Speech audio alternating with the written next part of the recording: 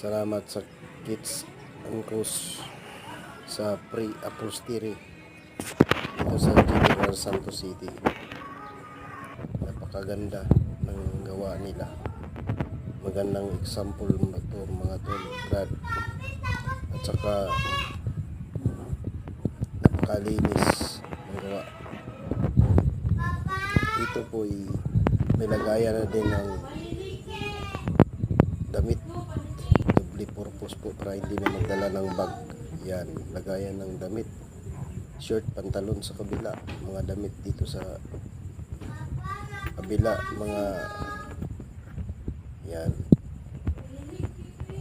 Ang laki ng lagayan ng mga damit. Ayan. Maraming salamat po. Thank you.